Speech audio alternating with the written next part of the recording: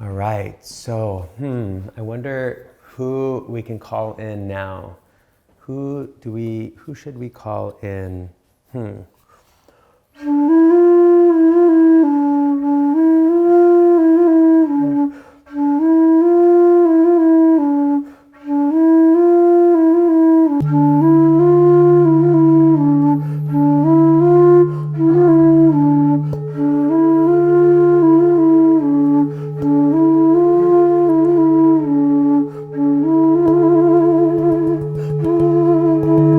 What, Charlie? Wow. You made it! What? How'd you get here? Who summons me? Wait, how'd you get here all the way from Texas? What? These sound bowls travel really well. Dude, what? You made it all the way from Texas. That's crazy. That's powerful. Yes, I know. Well, I heard some flutes, so I was like, hey, Indy must be calling me. So he must be summoning me. And so I got onto my bowl and made my way here. It's pretty awesome. Well, I mean, I'm glad you're here because there's a lot happening. There's so much happening. So much happening. But before we do anything, should we do astrology? Yes, let's do it. All right. Hold on. So Charlie, why do we do these kind of things? Why? This is a kind of really great way to actually connect to what we call the overall intelligence, right? The cosmic intelligence, right? Because a lot of people love to talk about how coincidences are scientific and they have to have a purpose.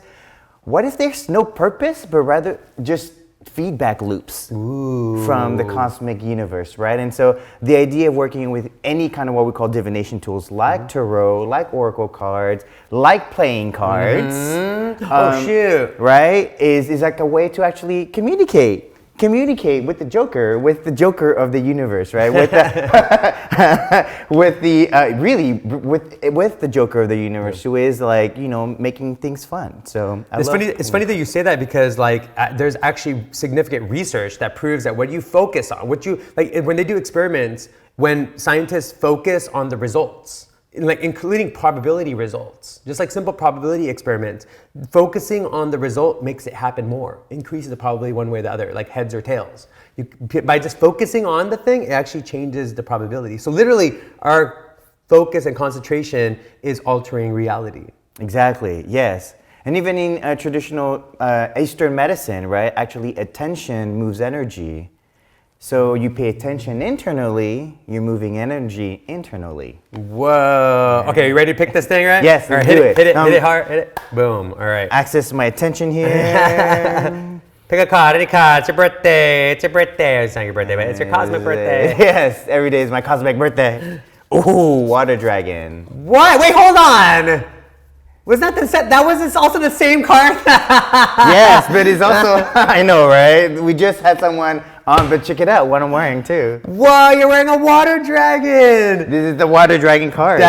You want cosmic stuff? Yes, right. That's cosmic right there. That's manifesting your dreams, which is also really amazing because we are getting close to the end of the Year of the Dragon. Oh. Yeah, this has been the Year of the Dragon in traditional Eastern philosophy or Eastern traditions. Right. Yeah. Ah, interesting. Yeah, so really, how's your dragon year been? Ah. Yeah, and dragon energy is actually that forceful energy that is a leader that is coming from the darkness and really showing everybody how to step up as leaders, have strength, has power, right? And I think this year has shown that a lot more leaders has needed to come up while we are going through this, like you said, there's a lot going on in the failing of systems that we believed worked for us. And today I think the new leaders are coming up saying, hey, this isn't working for us. The dragon energy of what we call the East is rising and saying, hey, this is not working. We're now bringing a new way of living. Yep, exactly. It's funny because there's almost like a call being made for not just manifesting our dreams, but also being very particular about what we talk about, what we partner around, where do we put our energy towards what are we putting our focus and our energy into? Like, are we imagining into that the dream that is actually safe and abundant and full of possibility, or is it something? Are we spinning with the cycle? The old. We're repeating the old loops, right? And I think what's beautiful about using water energy and the dragon to manifest dreams is going back to this idea of flow. Yeah. Well, we talked about this with the idea of currency, where actually currency is a sea of water, it's a sea of emotion that moves us to actually value things and pay for each other or pay for services. And so what's happening now is I think it's trying to get us to actually flow more abundantly. And I think what's happened is because of the fear, because of the scarcity, the flow has stopped. So it's almost like we're damming rivers. Totally. Instead of letting the river or the flow of our energy move. There's literally, and even what you're saying is kind of also connected to our health, like human health, right? Like literally, if you think about like cancers, right, and you think about tumors, these things are literally, I mean, scientifically speaking, they happen from plaque building up. Or like there's metastasis of cells that stop working the way they're supposed to working, like they become parasitic, toxic cells, kind of like how humans can become like that, or any system, any animal in the system, right? Exactly. But like, a lot of that happens from the damming, the movement energy, the movement of blood, the movement of interstitial energy, like nutrients and white blood cells. And I mean, there's all these highways in our body and energy channels. If you want to take energy channels, what's another way to say that? Like scientific, so people are like, oh, okay, that it is. Because like people go like energy channels, like energy, but it's like, wait, we like our whole world is at war over energy. Yeah, exactly. And even just the idea of our bodies, right? Some people say, well, is it like thermic energy? Is it electrical energy? Is it water energy? Why do you need to differentiate? You know, and this is where I think what's interesting about the West, they love to differentiate and label so that you can kind of remove that from the equation. But again, like you don't remove factors out of a collective equation because you're missing the entire collective. Exactly. Right? And I think when you say like energy, what is it any of these three? It's all of them and some more that we don't understand, right? Because now you're saying interstitial was never a thing before because we thought, oh, it's just the glue that connects everything. And yet today we find out that the glue that connects everything to each other is the most important piece. We are in community because there's an invisible glue that connects each of us. Yeah, it's interesting too because then we start getting into like the concepts of like Nikola Tesla and like what he was, but also what many of the Vedic philosophers and the ancient philosophers of different cultures were harnessing different powers. Even to this day, we kind of go like, how are the pyramids made? How are these like amazing? What if there is something? What if there is already so much energy all around us? Right, within us and around us, and actually we're not harnessing it the right way or whatever. We're actually creating instruments to realize it, and those instruments are making it further away from us because then we need to know somebody who has the instrument. Or there's somebody, then they also have the instrument, nobody else has it, and then what does that create? Right, and I think we're in a place of what's called the out-breath of technology, out-breath of expression. And what's happened is we've created technology to support our reality, but we haven't taken that in-breath of self-reflection to see what technologies are actually working or hindering our growth, right? And that's what's happening today is we're not getting the technology that came from our ancient traditions, right? So like breath, right? Today it becomes a very popular breath work thing, but like both of our cultures have been doing breath work, you know, in our culture for a long time. Wait, hold on. Let's do your weirdest breath. What's the weirdest breath you can make? Well, you gotta do that again. Do it again. This is when you have some stagnation in your nose. I'm like.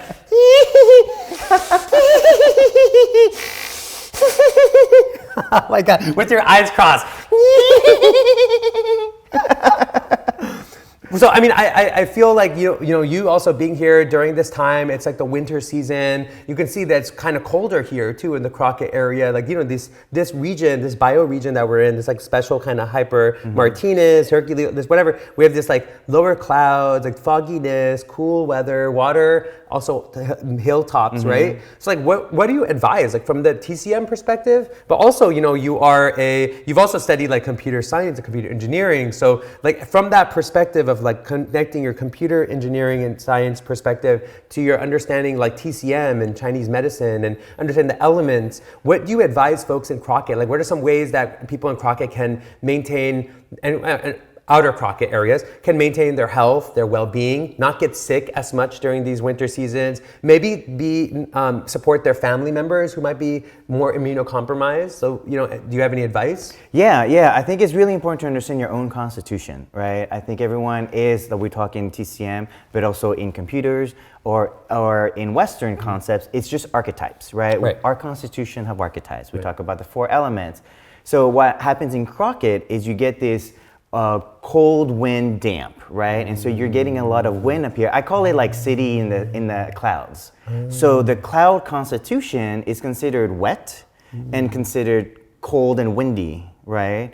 And so when people who have constitution that don't like that energy, and so it's actually very common where people have a lot more wet, what we call dampness in their body, right? So a little bit of extra weight, what happens is stagnates. Right. When you get the wind and the cold and the water comes in, it becomes very excess.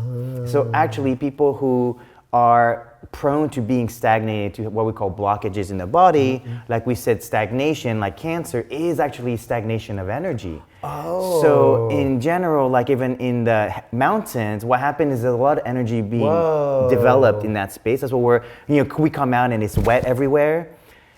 It's very important for us to actually then move that energy. So actually walking in the mountains of Crockett is a really good thing for us because you're getting wet, but you're also taking that wetness off because you're moving energy.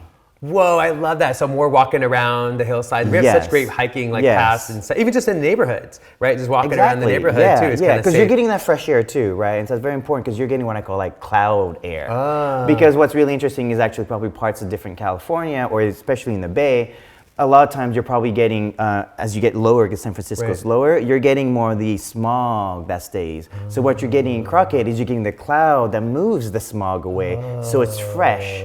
So ironically, you should be going outside, breathing more, where maybe in the city of San Francisco, you don't want to go out and breathe as much because when the pollution of the air quality comes through. But after the rain, it's really good to be out in public because the rain picks up all of the dirty pollution. Washes away, and then now you notice the breath is so much clearer after the rain. And you can smell all the native plants that we're planting. They're all like, oh my God, yeah, we're like more alive now. So people who have dry skins probably like places like Crockett that is wetter. Versus people who tend to have oily skin, we want them to go to Arizona. Right, because that oily skin will actually become drier in a drier temperament. Do you? What about like anything in terms of like foods or like teas? Are there any any good recommendations here? What have you noticed? Well, definitely like drinking hot tea is really good for people here because a lot of times when it gets hot, people are drinking cold water, but it actually affects the digestion, right? Because how people are feeling is not what your digestion needs. Right. Your digestion is a different system. So a lot of times what happens when we get hot, we'll drink actually cold drinks, making our digestion slower. And so the water doesn't get absorbed. And then what happens? We end up having to pee right away. Right? So you drink, you're like, oh, I don't drink anymore because every time I drink, 30 minutes later, I'm going to pee. That means you're actually not metabolizing water. Yeah, because the water is supposed to be absorbing into your body, and by absorbing, it actually, like the whole point of movement of water and food is actually to get rid of things that your body doesn't need. Yes. So the deeper conversation is we should be eating more fruits because the fluids comes with minerals. And so that is much more easily absorbed in our body. When you're drinking just water, what happens, this is what people do fasting on water. And especially if you're doing, what is it called when you take all the thing? Water fast? No, when they take everything out of the minerals of water, demineralized water. Demineralizing water. Right? Like, you know how they have like everything gone? So that water is what's called hungry water. And if you're drinking that, it pulls minerals away from you. So what you want to drink that water is when you're actually filled with toxins. Right? So after a massage, we tell people drink some water to flush the toxins out. That's crazy. And also you think about like, it's interesting that you say that in the context of this because even when it's like weather like this too, as it's cold and bitter in the morning, how important it is to start the morning with like some hot water with like maybe lemon. And there's so many lemons. Do you ever see all the lemons growing everywhere? Exactly. So if everybody in the community was drinking like lemon tea in the morning, how that would help move everything in the morning so that the rest of the day is amazing. So the conversation should be, when does the lemon mature? This season. Why? Because we need it more. Because the winter, and why we're going to the solstice, is there's less sun during this time. Right? So the solstice tells us we are going from like a time when there's less sun to a time when there's more sun now. That's why the solstice means the sun is coming back. Right. Whoa, that's crazy. So the lemon represents the sun coming back so we can then drink more lemon juice to support us during the cold months. Oh my God, that's amazing. Yeah, so nature already prepared fruits, herbs, and everything we need when we go into the season of the winter and we go into the seasons of the summer. What?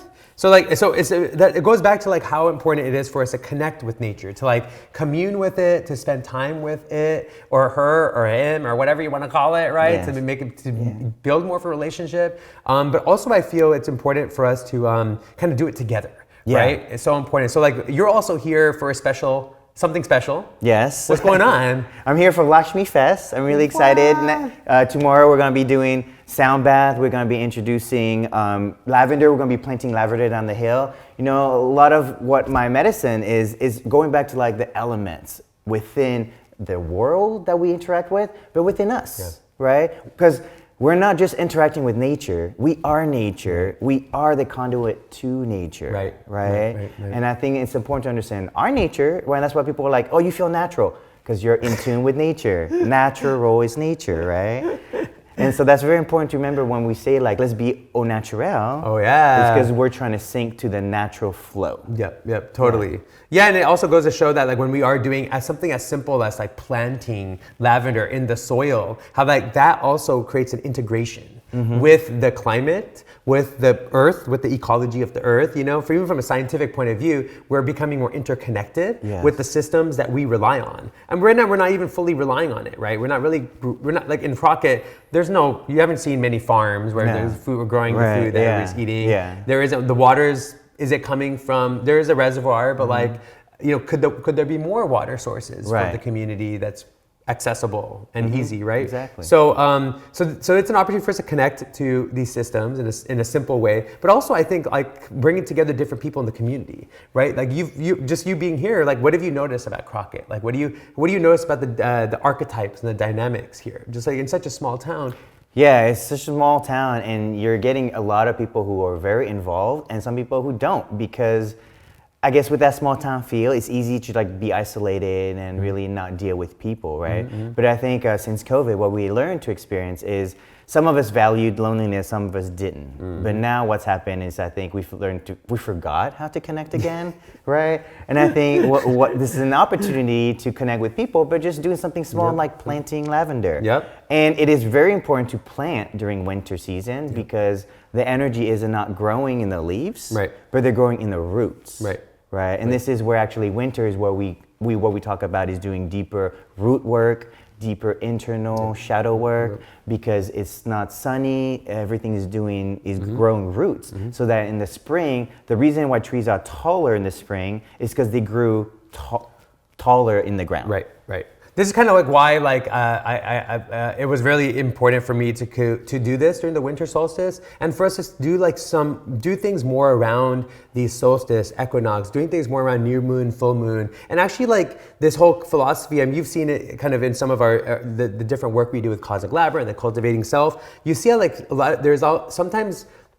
sometimes there's a tendency to be like, oh, it's too much work. Let's plan for like 6 months ahead or a year ahead. But like when you like hanging out with farmers or ecological stewards, you got to like this season, you got to do it at the season. You can't like be like, oh, I'll wait to the next year. Oh, we'll do this thing, this gathering, and just bring people together. It actually needs to happen seasonally. Yeah. So I would say this is because we're in now sun in Capricorn. It's actually a very good time to talk about timing. Because I think we in the West have turned time into the management of our reality, right? And what's ironic is when we talk about manifestation, we talk about abundance. We talk about it because we're not on time. Right.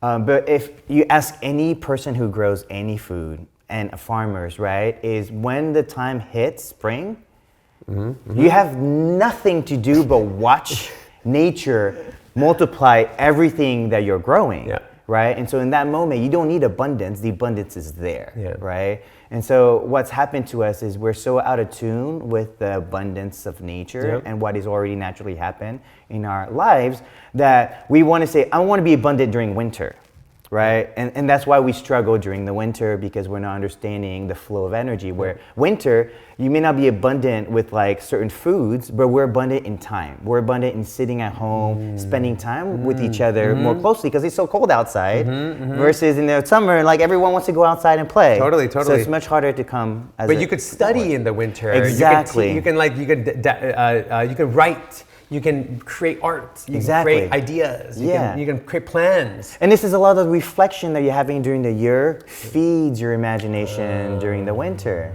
right? So this is what actually, if you notice, even in the idea of geography of towns, we in Vietnam grew in the north, middle, and south. I'm sure India has that version. And so what happens in the north, we tend to have actually times where it gets cold. So people come in, and what happens is people become studious. More time to study, more time to reflect. But in the South, like I'm sure you experienced in South India, everyone's always out and about having fun. They love having fun, love dancing, love singing, but not enough time for reflection.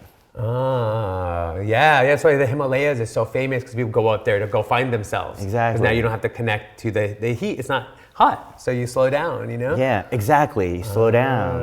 Yeah. You notice how this always, like, even when we say in TCM, we say, where did we get acupuncture? Where do we get our ancient tradition? We will usually say, old men go up mountain. Old men come down later with knowledge. Okay, that's it. That's all they got. You know, and so there's this irony that, like, we keep sun in Capricorn. Capricorn, the goat, climbs the mountain. When everything is now settled, right? Everything's cold and nothing's moving in nature. So we internalize and then come down during the spring with new knowledge. Right? Is a bad goat. Exactly. And that's why we talk about the sheep and spring coming out, because now we are trying to manifest the thoughts that we came up with during the winter. Oh, dude. The king goat. The king goat comes down. So speaking of which, you bring up, like Capricorn and astrology. One of the cool things that, that I love about what you do is gamifying what ways that we can improve ourselves, right? Like connecting games to improving our psychology, improving our health and well-being, improving our way that we relate with other people, gamifying that. So did you bring something that you created? I think you And then right in the middle here is where the stars are, and the celestial planet. So here, Capricorn, sun is in Capricorn. Is that today's? This is today's astrology. So you can see, you can play with anyone who wants to learn what is going on in the planet. So you can see the sun is in Capricorn here, right? So it was here a day ago, and now we're moving into Capricorn energy. And so I can move the sun here. We have here Saturn in Pisces, and Jupiter retrograding in Gemini over here. So what you can see is each of these zodiac houses, if I put them down right here, have a corresponding tarot deck, right? So each of these tarot deck have 30 cards. So there's a total of 360 cards, which is 360 degrees of astrology. And so it was a way to kind of give people an ability to understand what astrology was, but in a way play with it. So earlier we pulled tarot cards, right? And in the element of the Chinese 5 elements, but this time we get to pull cards with the 12 houses. So it's a way for us to pull the energies of today if we wanted to kind of understand what's going on with today. So how would you play this now? How would you play this game right now if you were to... Yeah, so if I was playing with you guys right now, I would just do it as a simple reading. I would say everybody, basically you and I can pull this, but we're pulling now cards from today's date, right? And in the game, you can play it with other people where 2 people are pulling cards and they're taking turns, maybe pulling cards that is more impactful to them. So today what we'll do is we'll pull 1 card here from Capricorn. Nice. So it is 30 degrees Capricorn, which is Saturn. So Saturn is the ruler of Capricorn. And so this is one way to actually learn astrology, right? Wait, can we see it? When you learn, and this is just a draft. This is not a final picture, but you can see the Saturn picture. Saturn and Capricorn is an earth sign, so you can see here. I like the idea of creating mana. So you are actually creating mana, or you're accessing mana from this planet. And so here, this is Saturn. We pulled it from Capricorn here. And then I come over here now. I'm going to pull one for Pisces, because I have here Saturn in Pisces. So now this is 2 degrees Pisces, and you can see this says illusions. Ooh. So oftentimes we have to be careful of the illusions that Pisces can create. And so now here we have Saturn, which is again Capricorn, Saturn. Saturn is all about times and disciplines and rules. But here now we kind of have to be careful of the illusions that are happening in our consciousness. Whoa. Right? And then here we have Jupiter in Gemini. So we pull a card here from Gemini. And we can see here it says the messenger. The archetype of Gemini is the idea of the messenger. And so now even if we're just looking at these 3 cards, right? We're seeing Saturn is a very strong influence in our collective energy. We have here to be careful of illusions, but then also we're getting messages from each other, messages from the collective, messages from spirit. It's just saying that there's an archetype of messengers going on right now. Whoa. So you can see we can pull for all the planets.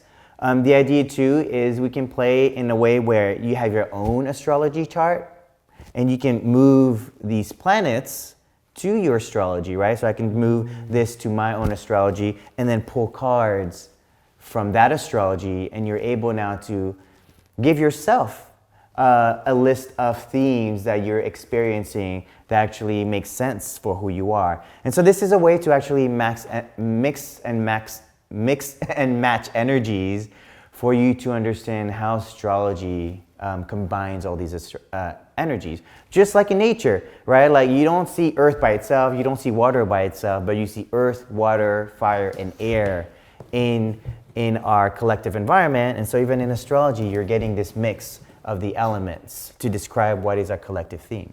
So like I'm a Taurus, right? So what would I select? So here we have Taurus energy here, right? And so you could pull a card from Taurus. So go ahead and pull any card. Okay. Thank you, Waguji. Whoa, dude. Look at what I got. What? Oh, the Minotaur. What, dude? So this is where I wanted to play also with mythical ideas, right? And going beyond the physical, but understanding like there's archetypes in our stories that are created for us to connect with. Right. And so the Minotaur is this legendary Taurus energy. And did you guys know when the Minotaur story came out? When did it come out? During the age of Taurus. Whoa! So you can see astrology connects also to like periods of time in human history. Exactly. So that's why like even in Vedic astrology, the Kali Yuga, the orange, the gold, the silver, and the Bronze Age. So the Taurus energy, so right now people talk a lot about this age of Aquarius. Right. The 2,000 years before, during the time of Jesus, is when it was the age of Pisces. Whoa. So we're going backwards. So before that was the age of Aries, which invented the battering ram. Whoa. Because during the age of Aries, where there's a lot of war going on in our culture. So much all over the world. All of colonization happened during the age of Aries. Whoa. And then before that was the age of Taurus. So that's one of the Greek stories of the Minotaurs. And also maybe where we, what's it called? Where we domesticated the bull. Exactly. We agriculture, domestication. We started to become more settled and more safe because we had just gone through the cataclysm. Wow. Right? And we started making cheese. Yes, possibly. Yogurt. I believe this is also probably the time where actually the Indians probably connected to the cows a lot more and made them buffaloes and the holy cows. Yeah, well, even in India, we have the water buffaloes. They live with us. They're not cows, actually. We have like water buffaloes. So buffaloes. So the buffalo energy, the Taurus energy, right? Whoa, this is cool. And I love how it says +2 when starting any new project. So this like makes me feel like, oh, I am starting new projects, and this like validates actually like this particular picking this card right now. It's like, oh, great, we're starting a new project, and this is +2, you know. So I guess it's like cool. The mana and like the extra kind of like the Pokemon. The role-playing game perspective is awesome in the real world. Exactly. So it has archetypal energies, right? So I have basically build these out so that you have different energies that you can work with. So like when you have like Aries energy, it's really good for starting, but Taurus energy is very good for also consistent development. So like when you want your project to actually have steady longevity, this is why like you pray to the cows, you pray to Hathor, we pray to the bull because even in Asian tradition, the ox, it's a hard-working element, and so we want bulls to work on our project. The bulls, right? And Michael Jordan, you know, played on the Bulls. Exactly. So this is kind of how we're able to, everyone is able to kind of connect with astrology that isn't so difficult, because constantly when I do a lot of different classes, I've changed my classes, I've made it easier, made them simpler, and a lot of times people always say it's just too much to remember. So, you know, but what I feel is actually more interesting is that the high school kids would actually pick this up faster. And actually, I want the next generation of, I think, young adults to be able to understand their astrology so that they're tuning into the work they love to do. Yeah, and I feel sometimes it always comes down to language. So like, how do we communicate this, that this is psychology? This is just like psychology, a different perspective of psychology that allows us to connect to the stars and like the planets and the sun and the moon, but in a way that's it's a game. Like, you know, like it doesn't have to be like, oh, this is hard science. This is actually warm science. You know, it's like, oh, it connects us to our like consciousness. It connects us to our history. It connects us to mythology, right? And it also like builds a culture around like studying oneself. Yes. And what's really powerful too is this is beyond cultures. Actually, in many cultures, many of us looked at the stars and got messages from the stars. And our environment is the reflection of what's going on in the stars too. And so all cultures actually had a version of reading the stars. Today we call them myth, today we call them astrology, or this mythical, magical things that today it's considered magic because we forgot how it works. Totally. So now it's considered magic. But you know, in the sciences of today, once we can see how things work, it's no longer magic, it's technology. So this is an ancient technology that allowed us to connect and speak to the stars.